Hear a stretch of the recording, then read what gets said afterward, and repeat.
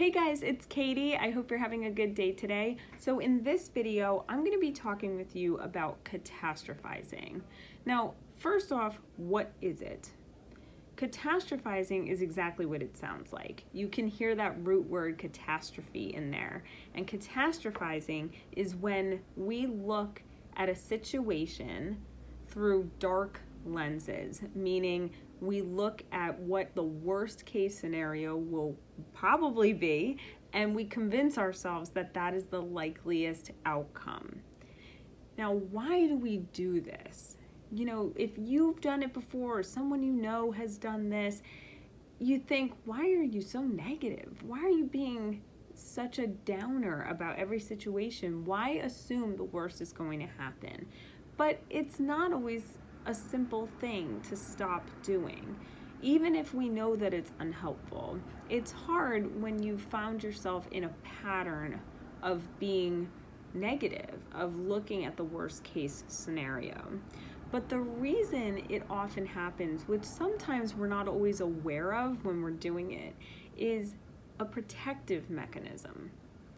It's based off of fear. And when we fear that something will happen, we naturally want to do everything we can to protect ourselves from whatever this outcome is that we fear. So with catastrophizing, what we're doing, consciously or subconsciously, is predicting that the worst case scenario is going to happen so that if it actually does, we're not caught off guard by it. We're not surprised, and we can feel prepared. Now, here's where this line of thinking has a flaw, and it's a big one. More often than not, when we're afraid or when we're anxious about something bad happening, most of the time it does not happen at all, or it happens on a much lower scale than what we envision in our minds. But here's the downside.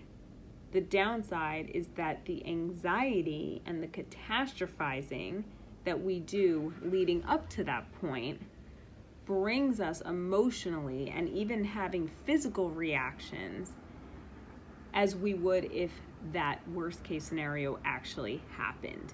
So we're essentially in our attempt to keep ourselves from experiencing the pain or the sadness of this worst case scenario, that is actually what's being brought to life in the words that we say, in the thoughts that we think.